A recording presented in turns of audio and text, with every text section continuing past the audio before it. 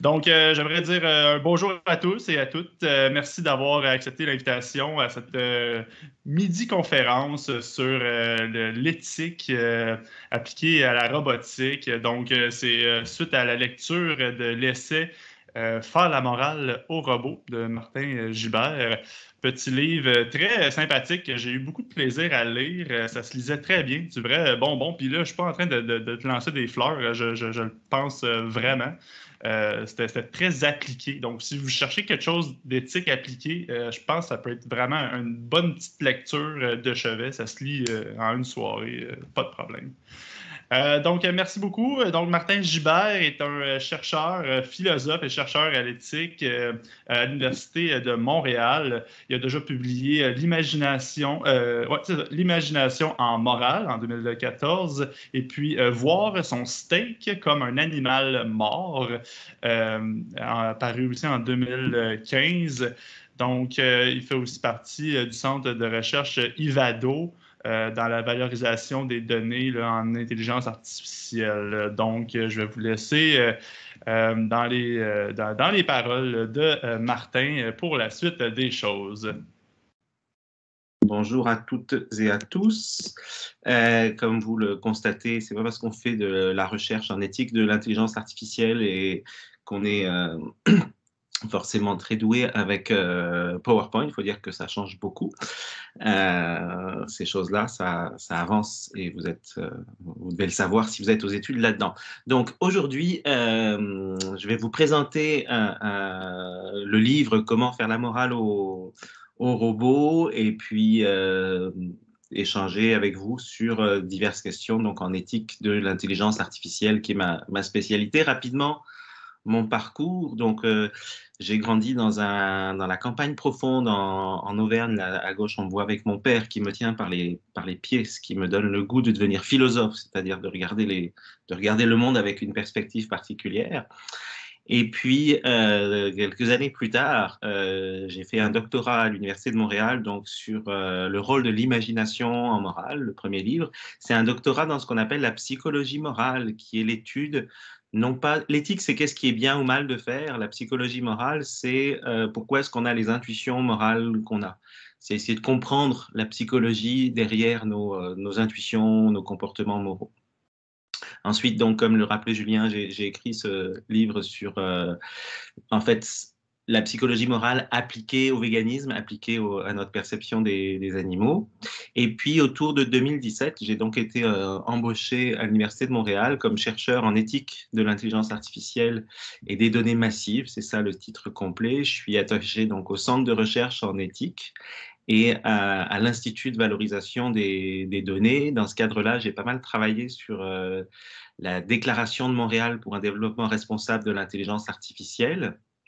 Puis j'ai aussi développé un blog qui s'appelle La quatrième blessure, donc un blog d'éthique de l'intelligence artificielle. Et l'an dernier, j'ai publié ce livre Faire la morale au robot, qui est une introduction que j'ai vraiment pensée. Là, vous avez l'édition française, qui n'est pas la même que celle que Julien a présentée.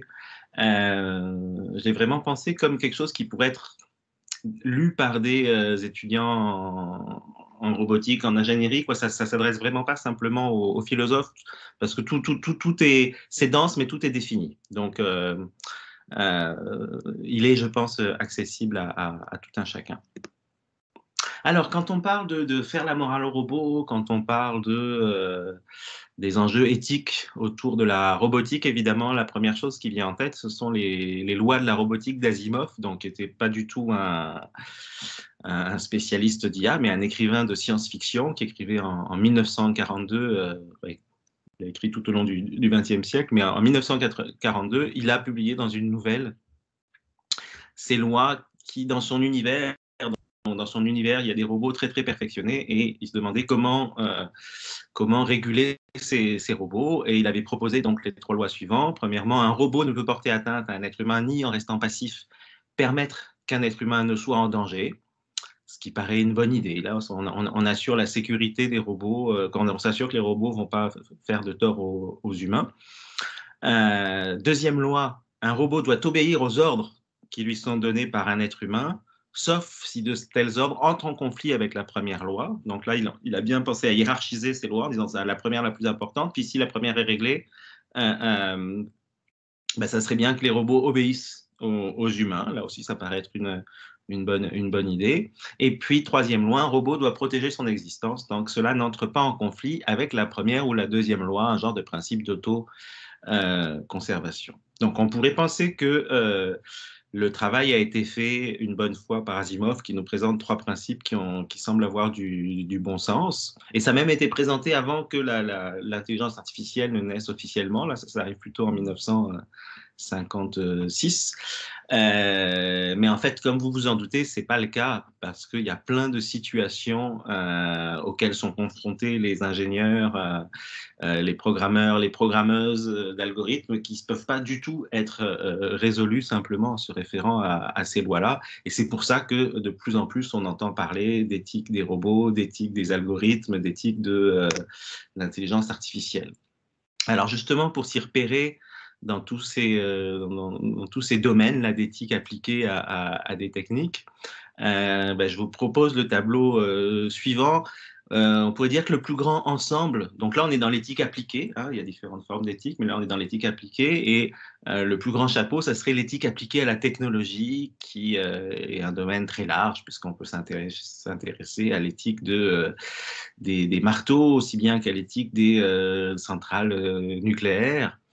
Un sous-ensemble de l'éthique de la technologie, ça serait l'éthique du numérique, l'éthique de l'information. Alors, à gauche, je vous ai mis un data center en Californie. Comme vous le savez, ça consomme ça produit des GES. Donc, dès qu'on traite du numérique, de l'information, ben, ça a des conséquences sur l'environnement. Ça rentrerait, la question de l'impact environnemental des data centers, ça rentrerait dans cette seconde boîte éthique du numérique ou de l'information. Alors évidemment, dans ces data centers, ils peuvent aussi être utilisés pour faire de l'intelligence artificielle au sens plus précis. Et là, il y a aussi des questions qui sont spécifiques à l'éthique de l'intelligence artificielle. On peut penser à la question du droit des robots. Supposons qu'on développe des robots vraiment très perfectionnés. À partir de quel moment, c'est quoi le critère pour dire, OK, là, il faut les traiter avec un respect. Il faut les respecter moralement. J'ai écrit un article avec un collègue sur ça il n'y a pas très longtemps. Et à l'intérieur, alors, éthique des algorithmes, c'est aussi, voilà, est-ce qu'on veut déployer des robots des robots de transport sur les routes? Comment est-ce qu'on régule les GAFA éventuellement? Pardon, là, en éthique de l'IA encore. Éthique des algorithmes, c'est une question, à chaque fois, on est de plus en plus détaillé. Là, il s'agit de savoir comment programmer un robot, ou plutôt comment programmer un algorithme. Donc là, ce sont vraiment des questions qui se posent de façon extrêmement précise. Donc, supposons que vous êtes les gens qui programment l'algorithme de YouTube. Ben, vous avez des questions à vous poser. C'est quoi qu'on cherche à maximiser en programmant cet algorithme? Est-ce qu'on veut que simplement les gens regardent de plus en plus YouTube pour qu'on puisse leur vendre de plus en plus pour que nous, on puisse vendre, nous, YouTube, on puisse vendre de plus en plus de publicité? Ou est-ce qu'on intègre quand même des trucs un peu santé mentale? On ne veut pas que les gens passent plus de 10 heures à regarder d'affilée YouTube, et on essaye d'en tenir compte dans la façon dont on le programme. Est-ce qu'on veut éviter que YouTube présente des fausses nouvelles, des théories du complot? Bon, bah, tout ça sont des questions qui se posent au niveau de la programmation en éthique des algorithmes. Même chose pour les voitures autonomes, donc les cas classiques de voitures autonomes dont je parle beaucoup dans mon livre, où on imagine des genres de dilemmes où il s'agit de décider comment la voiture devrait choisir entre écraser un enfant et un vieillard, par exemple. Quelques mots sur l'éthique, puisque l'éthique des algorithmes ou l'éthique de l'intelligence artificielle, c'est d'abord de l'éthique. On peut dire que l'éthique, c'est déterminer la bonne chose à faire en considérant un certain type de raisons. Et alors, il y a différents types de raisons. Il y a des raisons légales. Vous avez une raison de faire ou pas faire quelque chose parce que c'est la loi. Il y a des raisons qu'on appelle prudentielles. C'est quand vous avez une raison de faire ou pas faire une chose parce que c'est dans votre intérêt. Par exemple, tout ce qui va toucher la santé, si vous arrêtez de fumer, vous pouvez le faire pour des raisons prudentielles parce que ça va être dans votre intérêt, meilleur pour votre santé. On a aussi des raisons ce qu'on appelle morales, qui, elles, ne sont pas dans mon intérêt, mais qui dépassent l'intérêt personnel, qui visent l'intérêt de tous ou qui visent le bien. Donc, si vous arrêtez de fumer pour la santé des personnes qui vous entourent, vous le faites pour une raison morale et plus simplement pour une raison prudentielle. Après, les outils qu'on utilise en éthique, on fait beaucoup d'analyses conceptuelles, surtout dans le type de philosophie qui m'intéresse, qui est ce qu'on appelle la philosophie analytique, où on est beaucoup essayé d'être le plus clair et rigoureux sur les concepts. Donc voilà, on fait des distinctions comme celles que je viens de faire entre les différents types de raisons. On va aussi beaucoup utiliser d'expériences de pensée en éthique. Donc, je vous disais que mon premier livre, ça s'appelait Faire la morale, l'imagination en morale. Une des manières d'utiliser son imagination en morale, c'est en faisant des expériences de pensée qui nous montrent comment, dans des circonstances un peu différentes des nôtres, on pourrait avoir des raisons morales ou ne pas avoir des raisons morales de faire certaines choses. Donc, on fait typiquement, l'expérience de pensée, est-ce que si on devait programmer une voiture autonome, on s'arrangerait pour qu'elle écrase plutôt les enfants ou plutôt les vieillards? C'est quelque chose qu'on mobilise en éthique. On utilise aussi beaucoup l'équilibre réfléchi. Bon, je ne rentre pas trop dans les détails, mais l'idée, c'est d'avoir nos principes généraux qui s'accordent, qui s'équilibrent avec nos intuitions sur des cas particuliers. Et puis, on a la cohérence interne, évidemment, importante, parce que dès qu'on veut faire de la théorie, qui dit théorie dit qu'il faut que tous les éléments de notre théorie soient cohérents les uns avec les autres. Alors, justement, en parlant de théorie morale, d'une certaine manière, l'objectif du livre, c'était de poser la question comment les théories morales traditionnelles développées par les philosophes au cours des siècles peuvent nous aider à programmer ces robots, à programmer ces algorithmes. Et il faut savoir que, en général, en tout cas dans le contexte de la philosophie analytique, on va distinguer 3 grandes familles de théories morales que je vais vous présenter rapidement. La première famille, c'est ce qu'on appelle le déontologisme, où ici l'idée, c'est que bien agir, ça consiste à respecter des règles. Mettons, tu ne tueras point, tu ne mentiras point. Et c'est important, surtout pour le contraster avec l'autre grande famille, il s'agit de respecter des règles, peu importe les conséquences. Donc le déontologiste, on peut dire que c'est une éthique centrée sur la notion de règles. Un exemple de théorie ou de principe déontologiste, on pourrait dire les 10 commandements. Tu ne tueras point, tu ne mentiras point, ce genre de choses. La morale d'Emmanuel Kant aussi est souvent classée, est une forme de déontologie. Alors pour peut-être mieux saisir ce que c'est que le déontologisme, c'est bien de l'opposer à la deuxième famille, qui s'appelle la famille conséquentialiste, mais dont là je prends juste un exemple de cette famille qui est la théorie utilitariste. Pour les utilitaristes, bien agir, c'est pas respecter des règles, c'est viser des objectifs. Et peu importe, limite, les règles qu'on aura enfreint ou non, ce qui compte, c'est d'atteindre ou de se rapprocher le plus possible de son objectif. Et pour les utilitaristes, l'objectif général qui devrait être derrière toutes nos actions, c'est de maximiser le bien-être. Et alors, le bien-être de tout le monde. On est dans des raisons morales. Il ne s'agit pas simplement de raisons prudentielles. On parlerait de mon bien-être à moi. Là, il s'agit de maximiser le bien-être de tout le monde. Éventuellement, même, il y a plein d'utilitaristes qui disent qu'il faut aussi maximiser le bien-être des animaux parce qu'ils sont capables d'avoir du plaisir et de la douleur. Donc, on devrait en tenir compte dans nos décisions qui les concernent. Et très souvent, on va avoir un clash entre des intuitions déontologistes et utilitaristes parce que le rapport aux conséquences et le rapport aux règles, on pourrait même dire s'il y a du conséquentialisme et puis de l'anticonséquentialisme quand on réfléchit en termes de grandes théories morales. Est-ce que les conséquences sont importantes au point de passer avant tout, d'une certaine façon?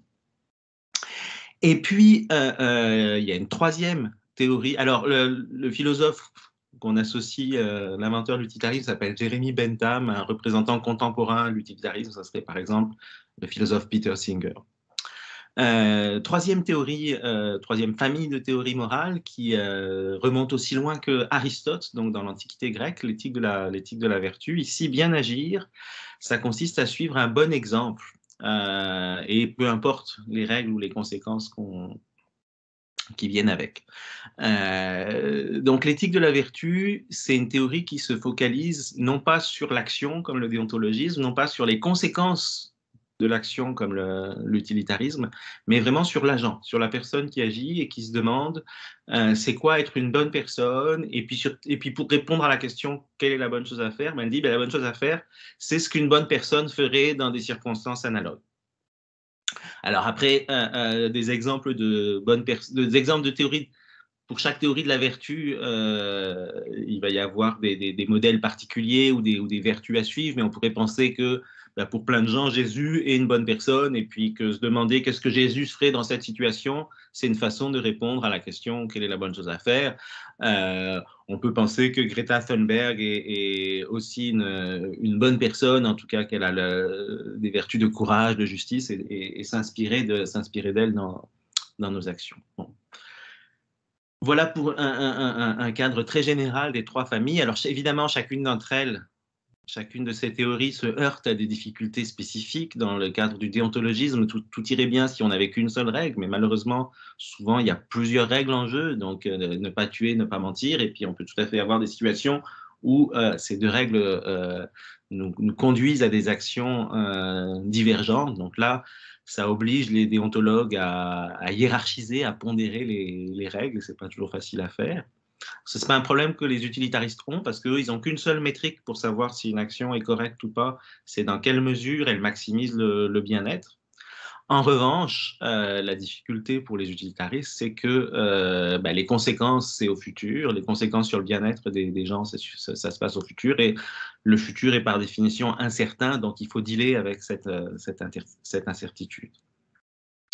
Pour l'éthique de la vertu, on pourrait dire qu'une des difficultés, c'est qu'on n'a pas toujours sous la main le modèle dont on sait qu'est-ce qu'il ferait dans une situation analogue. Et puis même comment évaluer que telle personne est vraiment un bon modèle, ou comment être sûr que Jésus était pleinement vertueux. Bon, on a des difficultés dans le choix des exemples, et même tout simplement parfois dans la disponibilité des exemples.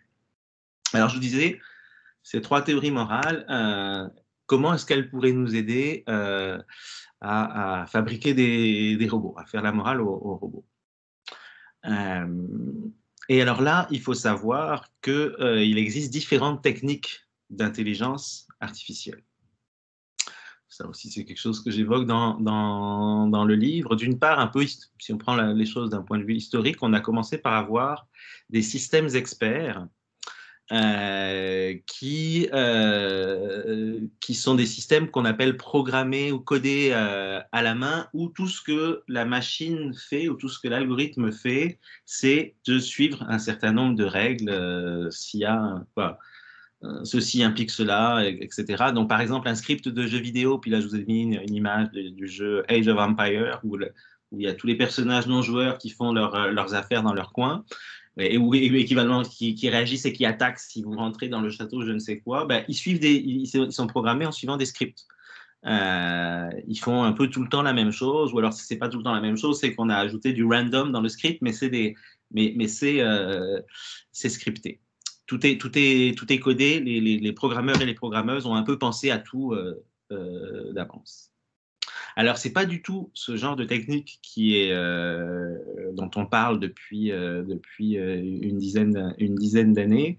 Ce qui marche actuellement beaucoup, ça continue à se faire, hein, évidemment, des systèmes experts, mais ce qui marche beaucoup depuis quelques années, c'est l'apprentissage automatique. C'est ce qui a été notamment, c'est ce à quoi a participé Yoshua Bengio avec ses recherches en apprentissage profond, hein. Là, l'idée, c'est que la machine apprend d'elle-même à se programme d'elle-même, d'une certaine manière. Alors, il y a deux techniques, bon, il y en a plusieurs, mais là, j'en considère deux. Ce qu'on appelle l'apprentissage par renforcement, Là, l'idée, c'est que, un peu comme on peut donner des récompenses à un humain ou un animal quand il fait bien les choses, et puis il va se finir par le plus souvent possible faire les choses correctement, mais on fait un peu la même chose avec des algorithmes. Par exemple, ça marche bien avec avec les jeux, pour programmer des jeux. Le jeu de Go, qui est un genre d'échecs chinoise que vous connaissez sans doute, en tout cas, on pensait que c'était impossible à résoudre avec des systèmes experts, qu'un ordinateur batte un humain au Go, parce qu'il y avait tellement de combinaisons possibles, ça paraissait vraiment impossible. Mais avec cette technique d'apprentissage par renforcement, en gros, on a fait jouer la machine contre elle-même des milliers de parties, et puis quand elle gagnait, on lui donnait un +1 dans son algorithme, a fait que la machine est devenue très très bonne, et a battu Lee Sedol, notamment un des meilleurs joueurs mondiaux. Il y a un documentaire sur Netflix qui s'appelle AlphaGo, si vous voulez en savoir plus. Et puis, troisième technique d'IA que je veux présenter, l'apprentissage supervisé. Ici, vous en avez là encore sans doute entendu parler. L'idée, c'est de donner des exemples à des algorithmes pour qu'ils deviennent capables par eux-mêmes de reconnaître sur une image, par exemple, qu'est-ce qui est un enfant, qu'est-ce qui est un chien, qu'est-ce qui est une chose, une chaise. Et alors, la proposition que je fais dans le livre, c'est de dire, mais en fait, si on veut automatiser les théories morales, ben, ça marche assez bien de voir les systèmes experts comme comme le bon vecteur, la bonne architecture pour automatiser le déontologisme, parce que les systèmes experts, c'est des spécialistes, ça fonctionne avec des règles. Et la notion de règle, on a vu, elle est très importante dans le déontologisme. De même, ça peut faire du sens de passer par l'apprentissage, par renforcement pour automatiser l'utilitarisme, parce que dans l'utilitarisme, il y a cette idée d'un objectif à atteindre, maximiser le bien-être, qu'on retrouve dans l'apprentissage par renforcement, où l'idée c'est de se rapprocher petit à petit par renforcement d'un objectif ultime. Et enfin, de la même manière, avec il y a une affinité entre l'apprentissage supervisé et puis l'éthique de la vertu, parce que dans les deux cas, on mobilise la notion d'exemple. L'éthique de la vertu, l'idée c'est de se comporter comme le ferait une bonne personne, et l'apprentissage supervisé se spécialise à faire apprendre un algorithme à partir d'exemples. Donc, voilà, il y a même des chercheurs qui se sont mis à la tâche d'automatiser les théories morales. Donc, pour le déontologisme, il y a Suzanne et son nom m'échappe, son mari Anderson. Donc, elle est philosophe et lui, il est ingénieur, et il s'intéresse à l'éthique des machines depuis longtemps. Et dans les années 2000, ils ont cherché à implémenter des règles morales dans Nao, qui est le petit robot que vous voyez là. Nao, qui était utilisé comme robot de soins, qui pouvait être utilisé comme robot de soins, et en tout cas ce qu'ils avaient en tête, c'est de voir comment Nao pourrait apporter des médicaments à des patients, mettons dans un hôpital, en respectant les ordres donnés pas les ordres, les prescriptions du médecin, mais aussi en respectant le fait que peut-être des fois les patients n'ont pas envie de prendre leurs médicaments, et que c'est pas il faut respecter leur liberté, etc. Donc les époux Anderson ont programmé Nao en s'inspirant de règles déontologistes, plus précisément même d'un philosophe qui s'appelle David Gross, et ont hiérarchisé, alors je ne me souviens plus le détail, mais genre si le patient court un danger de mort en prenant pas ses médicaments, il faut lui enfoncer dans la gorge. Si en revanche le médecin dit c'est pas si grave que ça, ben, peut-être qu'il faut insister juste une fois sur deux, etc. Mais en tout cas, ils étaient dans cette logique de la règle. Un autre, alors voilà pour l'automatisation rapide du déontologisme, l'automatisation de l'utilitarisme. Quand j'ai écrit le livre Faire la morale au robot, je ne connaissais pas encore le livre de Stuart Russell, qui est une superstar de l'intelligence artificielle. Hein. C'est lui qui a coécrit le manuel le plus utilisé en intelligence artificielle aujourd'hui et qui a récemment donc, publié Human Compatible, qui est un livre vraiment intéressant et que je vous recommande si le sujet vous intéresse, qui traite de plein de choses, mais qui s'intéresse notamment à la manière de construire un robot ou une intelligence artificielle qui serait un agent moral. Et la piste qui suit, c'est d'aller du côté de l'utilitarisme. Donc, il essaye d'automatiser l'utilitarisme. Donc, il présente un genre de projet. Plus précisément, il parle de l'utilitarisme des préférences, qui est une version de l'utilitarisme où il s'agit de maximiser la satisfaction des préférences des gens. Il évoque une technique précise d'intelligence artificielle qui est l'apprentissage par l'apprentissage inversé. Je pense que c'est l'apprentissage par renforcement inversé, où l'idée c'est pour essayer de deviner les préférences des gens et ensuite que le robot puisse satisfaire ses préférences. Mais bon, évidemment, il se heurte à des difficultés parce qu'il y a des difficultés avec l'utilitarisme, mais probablement que c'est le projet d'automatisation d'une théorie morale qui est le plus abouti, le plus avancé. Et puis, pour ce qui concerne l'automatisation de l'éthique de la vertu, là, quand j'ai publié le livre, il n'y avait pas grand-chose de concret. Depuis lors, j'ai trouvé un chercheur sud-africain qui vient de publier son doctorat, des articles tirés de son doctorat, qui s'appelle Mabazo, le chercheur, et il a mis en place des idées pour faire un genre de robot enseignant qui s'inspirerait de l'éthique de la vertu. Et moi-même, dans le livre Faire la morale au robot, je propose un genre pas d'algorithme, mais en tout cas un procédé pour qu'une voiture autonome, donc face à un dilemme enfant-vieillard, se comporte comme se comporterait une bonne personne, donc se comporte selon un modèle éthique de la vertu. Alors rapidement, pour finir, je vous donne juste le sommaire du livre. Donc, ça commence avec Le vieillard et l'enfant, la fameuse expérience de pensée que j'évoquais. Ensuite, j'ai un chapitre plus général sur l'intelligence artificielle. Ensuite, les trois robots. Les trois robots, vous les connaissez maintenant. C'est le robot déontologiste, le robot utilitariste et puis le robot vertueux. J'ai un chapitre sur les questions de super-intelligence dont je n'ai pas parlé aujourd'hui parce que je n'ai pas le temps, mais qui est un sujet intéressant. Isaac et Ursula, donc Isaac, c'est une référence à Isaac Asimov, le père des lois de la robotique, et Ursula a une autre autrice de science-fiction qui s'appelle Ursula Le Guin, qui est quand même très différente d'Asimov en particulier. Elle voit dans la science-fiction un aspect très masculin et elle veut proposer d'autres façons de réfléchir au futur qui intègrent un peu plus la diversité.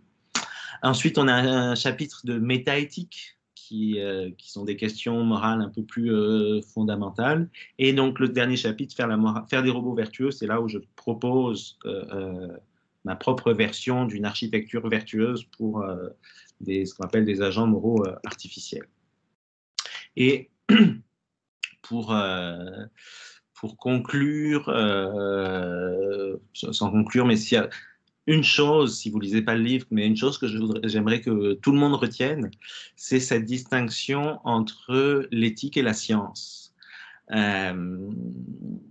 L'éthique, c'est répondre à la question comment les choses devraient être. Et pour répondre à la question comment les choses devraient être, on a besoin de valeurs. Par exemple, distinction entre le bien et le mal, entre le juste et l'injuste, entre sympa et pas sympa. Bon, comment les choses devraient être, on va mobiliser des valeurs, on va mobiliser des normes. Il faut faire ceci, il ne faut pas faire cela, il faut être comme ceci, il ne faut pas être comme cela. Des raisons. Donc, on est avec l'éthique, on est dans ce qu'on pourrait appeler le royaume du normatif ou le royaume des raisons, qui est très différent du royaume de la science. Parce que la question de la science, la question des sciences, c'est pas comment les choses devraient être, c'est comment les choses sont, comment les choses fonctionnent, qu'est-ce qui nous entoure. Et pour comprendre comment les choses, donc c'est comprendre des faits, beaucoup les sciences, hein, pourquoi les faits sont comme ils sont. Et pour comprendre les faits, on va regarder les causes.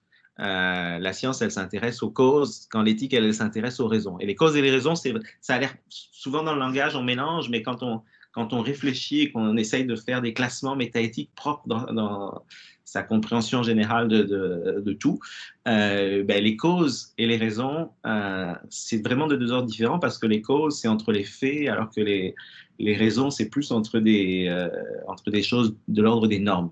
C'est lié à comment les choses devraient être. Alors, cette distinction, on peut l'illustrer entre l'éthique et la science à travers un exemple d'une étude qui a été faite en psychologie morale. Et une étude en psychologie morale où on demandait aux gens partout dans le monde, selon vous, est-ce qu'une voiture autonome, donc vous devriez programmer une voiture autonome à réagir à des situations bizarres, est-ce qu'elle devrait, mettons, comme on le voit sur la diapo, là, écraser 3 vieillards et que sacrifier les 3 occupants de la voiture. Puis là, les gens avaient des intuitions diverses sur est-ce qu'il vaut mieux sacrifier tel ou tel type de profil. Le tableau de droite donne un genre de résumé général. Alors, il y a plein de variations selon les régions, mais voilà, les gens attribuent plus de valeur, on désire davantage que la voiture autonome sauve des enfants ou des personnes enceintes ou des personnes avec un landau que des criminels, ou des chiens ou des chats. Mais ce qu'il faut savoir, c'est que ça ne nous dit pas comment les choses devraient être. Ça nous dit simplement comment les choses sont dans la tête des gens. Qu'est-ce que les gens pensent qu'il faudrait faire dans de telles situations. Mais ça relève de la psychologie morale. Et faire de l'éthique, c'est pas simplement constater qu'est-ce que les gens pensent, c'est trouver des arguments, trouver des raisons pour dire non, il faudrait effectivement que la voiture se comporte comme ceci ou comme cela. Donc, voilà ce que je voulais vous dire aujourd'hui avant de prendre vos questions. Merci. Merci beaucoup, Martin. Super intéressant. Puis je pense que ça résume bien le livre. Puis je pense que tu as gardé des morceaux très croustillants comme à lire là, encore. Là. Fait que, il va être plus riche que ça, là, ouais. Ouais, exactement. Donc, non, super, super intéressant. Puis, c'est ce que puis je vais le redire, mais de l'appliquer, puis les solutions proposées, contrairement à d'autres livres sur l'éthique ou la morale, où qui n'offrent pas vraiment de solution, toi, tu y vas un petit peu plus dans la solution, ce qui est comme quand même intéressant, puis on les voit. Donc, on peut passer aux questions spontanées, mais sinon, on a aussi des questions qu'on a reçues lors de l'inscription. Donc, spontanément, là, de votre... Est-ce qu'il y a des questions? Vous pouvez allumer votre caméra aussi, c'est la partie un peu plus Sociale. sociale, voilà. Puis socialiser avec des bulles, c'est moins parlant. Salut Isabelle. Donc, avais-tu une question, Isabelle, ou je pense que tu en avais laissé une? Moi, j'en ai envoyé une et effectivement, si personne ne saute sur le micro, je vais le faire. Puis ça, c'est toujours dangereux. Bonjour, M. Gibert. Très contente de vous rencontrer, même si c'est virtuellement. Je vous ai lu avec grand intérêt. Moi, je suis une politologue, d'accord? Donc, moi, je m'intéresse au développement technologique du point de vue des régulations politiques. Donc, comment on fait comme société pour créer des politiques qui vont encadrer tout ce développement-là? Et je vous avoue qu'en vous lisant, j'étais bien embêtée avec votre robot vertueux. Et donc, j'essayais de voir comment on peut transposer cette possibilité-là, cette potentialité-là à une échelle un peu plus collective. C'est-à-dire que je comprends quand on le regarde très, très individuellement, mais quand vient le temps de se donner peut-être des façons de faire plus générales, comment on transpose cette idée de développer, donc dans ce cas-ci, des robots virtueux Quel genre ça peut ressembler à quoi le genre de ligne qu'on se donnerait? Ouais, alors effectivement, il y a des limites à l'éthique de la vertu, il y a des limites aux robots vertueux, et je pense que des décisions très macro, un peu voilà, politique, publique, etc., c'est probablement pas la meilleure théorie morale pour, euh, pour décider quelle est la bonne chose à faire. J'ai l'impression que, je sais pas, ouais, politique publique en santé ou je ne sais quoi. La question, c'est pas qu'est-ce qu'une bonne personne, qu'est-ce que Jésus, quelles seraient les intuitions de Jésus ou quelque chose comme ça. C'est tellement collectif que moi j'irais plutôt avec l'utilitarisme qui décide objectivement OK, on a une métrique générale, puis ça permet du coup d'être très égal. On suppose, bon, ben, une politique de santé, ça peut être comme objectif qu'elle améliore le bien-être de tout le monde de façon à peu près proportionnelle, ou même l'utilitarisme est capable de dire il faut s'occuper des plus démunis en premier. Donc, ouais, la réponse est que probablement le robot vertueux, là où il va être vraiment pertinent, c'est, je pense, pour être un robot social, pour interagir avec des gens. Puis là, quand on interagit avec quelqu'un, on a envie d'interagir avec une personne, une bonne personne, une personne vertueuse, honnête, charitable, etc. Donc, je pense que la réponse, c'est simplement que l'éthique de la vertu est limitée, quoi. Mais je comprends et je m'excuse, hein, là, vous comprenez, là, il n'y a personne d'autre qui a allumé sa caméra, c'est eux leur problème. Hein. Mais je comprends donc qu'il y a quand même là une complémentarité qui peut être intéressante. C'est-à-dire que dans la mesure où on se donne des règles utilitaristes, c'est tout à fait compatible avec ensuite un développement de robots sociaux qui serait plutôt vertueux, par exemple. Oui, je pense même que les robots ultimes seront des robots mixtes d'une certaine façon parce que on n'a pas parlé du déontologisme, mais ça paraît une bonne idée que les robots respectent la loi. Et, euh, et donc là, c'est plutôt une programmation déontologiste qui devrait embarquer. Mais après, c'est sûr qu'il y a il y a des conflits, quoi. Il peut y avoir des moments où respecter la loi est conçu comme immoral, apparaît comme clairement immoral. On a plein de situations dans l'histoire.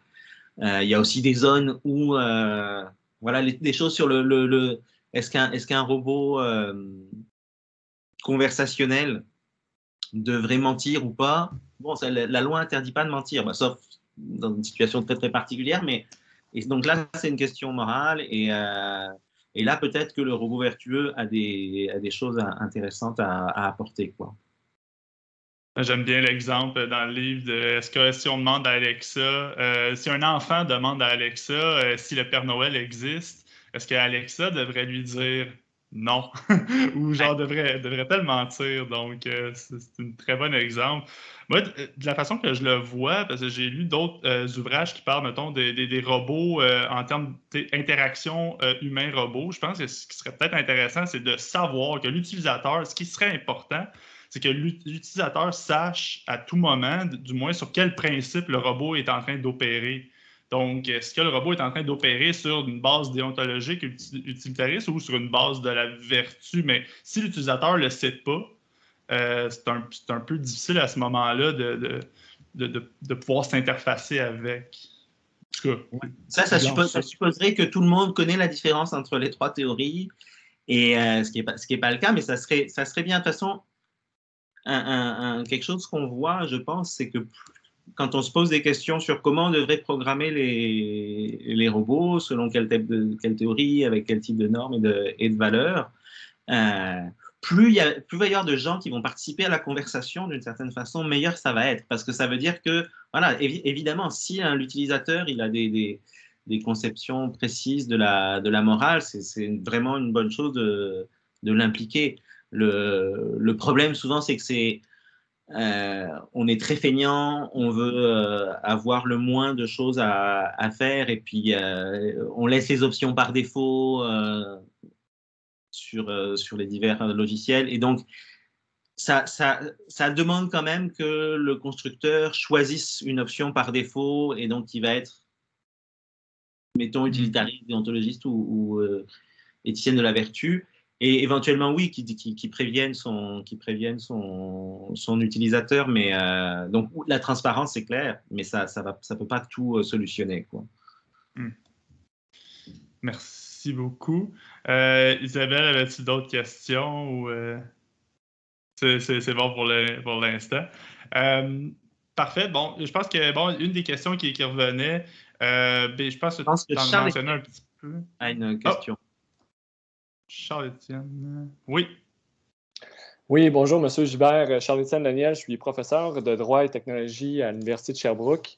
Et je me permets de relancer en fait une question en lien avec ma collègue Isabelle là, qui vous en a posé une. D'ailleurs, merci beaucoup pour votre présentation, c'était très intéressant. En fait, ma question est toute simple. Est-ce que vous pensez que ce ne serait pas mieux si je reprends votre titre, là, Comment faire la morale au robot, est-ce qu'on ne devrait peut-être pas plus se pencher sur la question comment faire la morale aux programmeurs de robots plutôt que les robots comme tels? Il y a les deux. Mais c'est sûr que pour que les programmeurs soient capables de faire la morale aux robots, il faut qu'ils aient un certain niveau de compréhension de la morale. Mais en fait, si on prend... Je pense qu'il y a deux niveaux, puis c'est là où la distinction entre éthique des algorithmes, plus généralement éthique de l'intelligence artificielle, peut être pertinente. C'est-à-dire, si je prends, là encore une fois, un robot conversationnel, bon, il y a des questions que les programmeurs, mais même plus généralement les designers doivent se poser. Je pense à un truc tout simple. Est-ce qu'on met une voix d'homme, de femme ou neutre? En sachant que il y a des choses, c'est pas indifférent. Mettre une voix d'homme, mettre une voix de femme, mettons serviable, quelque part, c'est renforcer un certain cliché que si c'est féminin, ça va, il y a du care derrière, etc. Donc, puis ça, c'est évidemment des questions que doivent se poser les programmeurs et plus généralement l'entreprise et peut-être même plus généralement la société. Mais quand je parle de faire la morale au robot, je parle d'un sous-ensemble de ça qui sont vraiment quand il s'agit d'automatiser une théorie morale. Automatiser une théorie morale parce que c'est ça qui est vraiment nouveau avec l'intelligence artificielle, c'est que on a cette possibilité qui n'a jamais existé dans l'histoire de l'humanité de donner des instructions à une machine qui vont avoir des conséquences morales. Donc, et la voiture autonome, alors c'est sûr que c'est un gros exemple un peu, mais la voiture autonome qui ça arrivera peut-être presque jamais, voire jamais, mais qui se retrouverait dans une situation enfant ou vieillard, il faut absolument qu'elle tourne d'un côté ou de l'autre. Donc là, il faut qu'elle ait, d'une certaine façon, qu'on ait automatisé la morale. Mais du point de vue des conséquences sur le monde, peut-être que effectivement la morale au programmeur passerait avant la morale au robot. Ouais. Pour enchaîner un peu avec cette question-là, c'est un peu à qui revient la responsabilité. Il y a quelqu'un qui posait la question si le véhicule autonome il crash dans quelqu'un, ben là c'est qui qu'on blâme? Y a-t-il un blâme à donner? À qui repose la faute? Est-ce que la compagnie c'est des extensions morales? Est-ce que les robots c'est des extensions morales de ces compagnies-là ou comment que vous voyez ça? Ouais, c'est une question difficile parce que ça mélange un peu c'est une question quand même juridique quelque part. Je pense que juridiquement, ça ne poserait pas tant de problèmes que ça. On peut avoir des événements où personne n'est responsable et puis, je ne connais pas ça, mais genre la foudre, bon. Là, c'est sûr que dans le cas d'une voiture autonome, ce n'est pas exactement la même chose que la foudre parce qu'il y a des gens qui ont contribué à ce que la voiture prenne telle décision ou fasse une erreur. Là. Je suppose que quand c'est une erreur, c'est correct de faire porter la responsabilité sur les gens qui l'ont programmé. Si c'était, mettons, une voiture utilitariste, supposons qu'on ait une voiture utilitariste qui programme, donc on a décidé que dans un dilemme enfant-vieillard, l'intuition utilitariste, c'est plutôt de sauver l'enfant parce qu'il lui reste plus d'années à vivre. Donc, une voiture utilitariste qui écraserait un vieillard, qui serait à blâmer l'utilitariste d'une certaine façon, mais du coup, c'est un peu personne, quoi. Donc, c'est pas clair qu'il y ait toujours ultimement une... Ce qui est sûr, c'est que les robots ne sont pas des agents moraux au sens fort, comme le sont certains êtres humains. Donc, des agents moraux au sens fort, c'est des agents moraux qu'on peut tenir pour responsables de leurs actions. Mais on a des exemples, on a plein d'agents humains qui ne sont pas des agents moraux responsables. Si on prend des enfants ou si on prend des personnes séniles, ils peuvent causer des accidents, mais ils ne seront pas responsables. Donc, on pourrait mettre la voiture autonome du côté des enfants et des vieillards séniles du point de vue de la responsabilité morale, quoi. C'est intéressant. Moi, j'ai hâte de rentrer dans un concessionnaire et demander pour un véhicule utilitariste sport. Une main levée. Un vrai utilitariste n'achète pas de VUS. Ah, ben là. Donc, je vais demander, il y a Guillaume Auclair qui a une main levée. Oui, j'ai deux petites questions, mais ça va peut-être un petit peu ensemble. On va dire, dans le fond, ça serait quoi, selon vous, les éléments qui, dans la conception d'un tel robot, seraient nécessaires pour dire, mettons, qu'un programmeur ou un concepteur aurait fait une diligence raisonnable s'il y avait quelque chose? Puis, ce serait quoi, peut-être, les experts qu'il faudrait inclure qui ont créé de tels systèmes? On peut prendre, par exemple, une voiture autonome.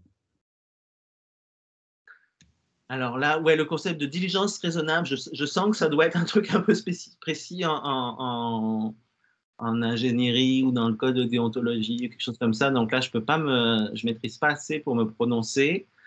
C'est de toute façon, c'est toujours collectif. Donc ça serait c'est le groupe de programmeurs, voire le chef des programmeurs et des programmeuses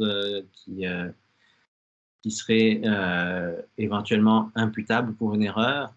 Après, les spécialistes, j'aurais envie de dire des spécialistes en éthique, mais il y en a pas tant que ça. Donc le mieux, c'est quand même que les ingénieurs et les programmeurs, les programmeuses se mettent à faire de l'éthique, que espérer qu'il va y avoir des éthiciens qui vont débarquer des programmes en éthique, parce qu'il y en a pas beaucoup là. Donc il y a tellement d'enjeux liés à la programmation partout que moi je milite pour que les gens du métier s'intéressent aux questions éthiques. Après, pour le droit, là, c'est très compliqué, ça prend peut-être des experts juridiques. Super, merci. Je pense que ça répondait.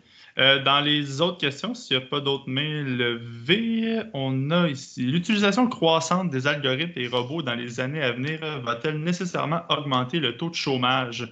Pensez-vous qu'il y aura simplement une migration des emplois et ou une augmentation de la productivité des entreprises? Donc ici, on est vraiment très appliqué un peu l'exemple de la super machine à trombone du livre, là. C'est pas tellement ma spécialité, ça c'est des questions d'économie, puis surtout il s'agit d'anticiper le futur, donc la multiplication des robots, tout ça dans le futur, oui, mais c'est pas certain non plus, hein. Il peut y avoir la crise climatique peut faire que les choses se déroulent pas comme on l'espérait, puis qu'on va avoir d'autres priorités que de développer des voitures autonomes dans le futur.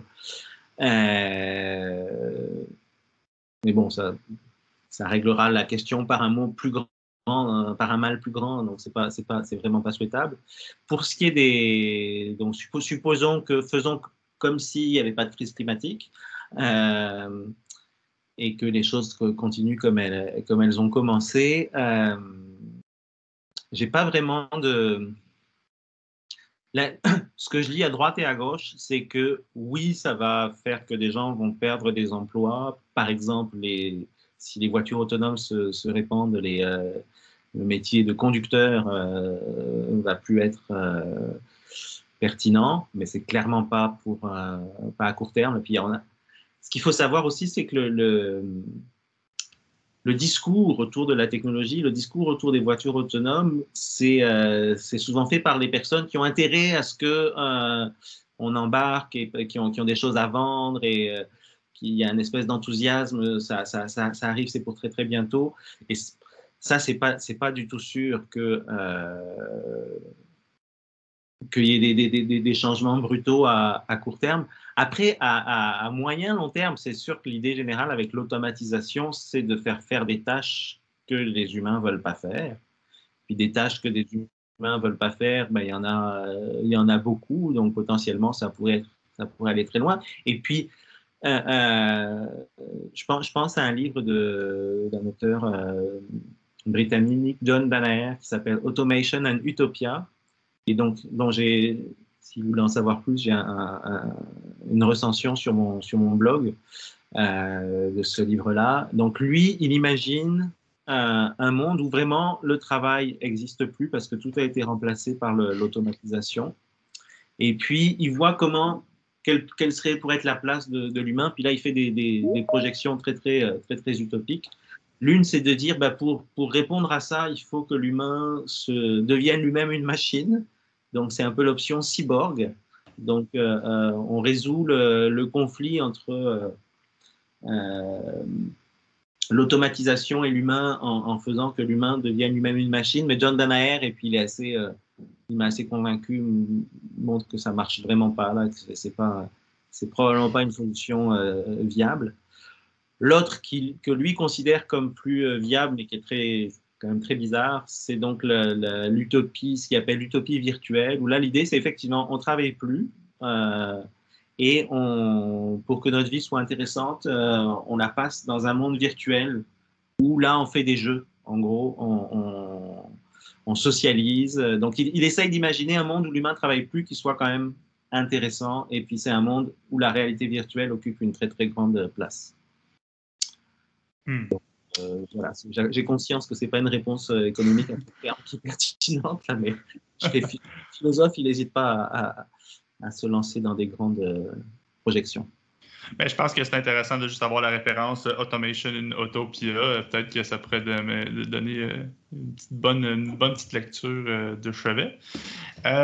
Sinon, dans les autres questions, je trouvais ça quand même intéressant. Bon, ça revient un peu avec Isabelle du côté un peu politique, mais est-ce que le gouvernement devrait investir plus d'argent et de ressources sur des questions éthiques ou si nous pouvons laisser les entreprises s'attaquer aux problèmes par eux-mêmes? Argent, je sais pas. Laisser les entreprises s'attaquer aux problèmes par eux-mêmes, non, ça va pas marcher parce qu'il va y avoir un problème de coordination à un moment donné. Parce que les entreprises, elles visent leur objectif, puis leur objectif, il n'est pas le même que l'objectif de la société. Les entreprises, par définition, à moins que ce soit des entreprises d'État, elles sont privées, donc elles veulent satisfaire les intérêts de leurs actionnaires. Donc elles sont dans une logique prudentielle. Et quand on considère la société, là, on n'est plus dans une logique morale et on veut que tout le monde en profite. Donc, ça prend des régulations, ça prend des lois. Après, la question, c'est plutôt quel niveau de régulation, quel niveau de loi. Donc, les entreprises plaident pour le moins possible, laissez-nous faire ce qu'on veut. Les gouvernements ont plus sans doute tendance à vouloir encadrer. Donc là, il y a un conflit sur la marge de liberté.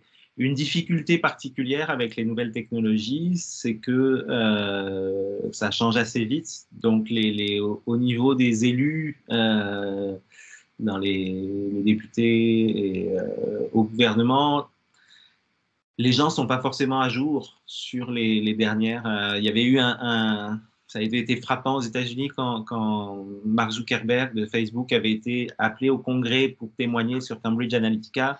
Je sais plus, c'est les sénateurs ou les membres du Congrès qui l'interrogeaient. On voyait qu'ils comprenaient quoi. C'était vraiment un autre monde. Et effectivement, ces personnes-là n'ont pas les intuitions pour savoir quel genre de régulation on peut faire. Donc là, il y a une difficulté qui est effectivement probablement assez inédite en vertu de la vitesse de ces technologies et voilà. Ouais, effectivement, je pense qu'il y a une espèce je pense qu'on ressent toute une espèce d'urgence d'agir. On voit, ceux qui sont dans le domaine de la technologie, on voit ça avancer à vitesse grand V et nos politiciens juste rester encore en 1980, puis essentiellement pas de prendre compte de ça. Mais là, il y a le code QR avec l'intégration de technologies. Ils sont là, ils commencent. Là. La pandémie, ça a obligé tout le monde à utiliser bien plus de technologies. Puis là, on en est le meilleur exemple. Là, on continue à en utiliser. Donc, ça a accéléré l'usage. Puis avec les usages, on se rend compte des trucs qui ne marchent pas. Et donc, ça peut... c'est un genre de va-et-vient, d'aller-retour entre comme les citoyens puis ceux qui régulent. Là, mais c'est clair que c'est loin d'être parfait.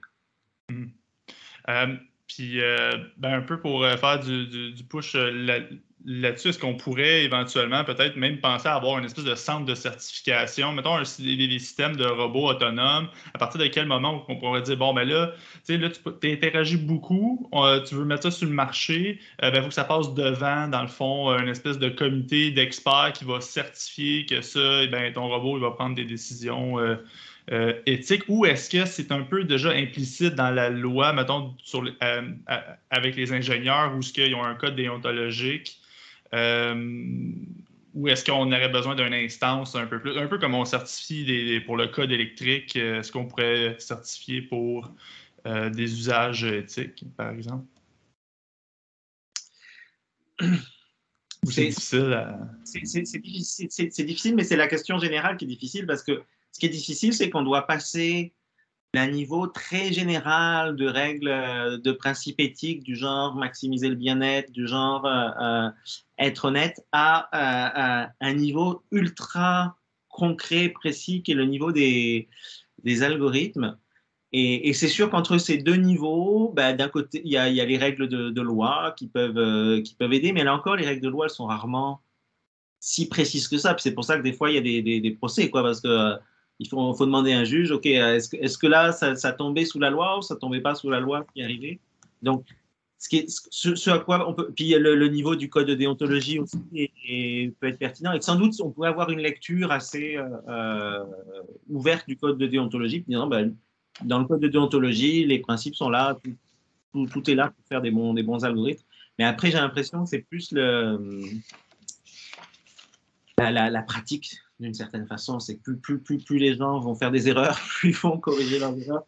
Là, il risque d'y avoir des standards qui se développent. Et c'est sûr que quand on a des bons standards, là, on pourrait avoir un organisme de certification qui dise, au Canada, si tu veux utiliser tel type de robot, tel type d'algorithme, faut qu'il ait reçu une certification. En sachant que si on pense à un chatbot, c'est pas évident, parce que comment le certifie, potentiellement, il y a un nombre infini d'interactions, quoi. Mm-hmm. Mais bon, on pourrait quand même avoir des balises, faire des tests avec des sujets, le test du Père Noël, là, qu'est-ce qui répond au Père Noël, des choses comme ça. Ouais.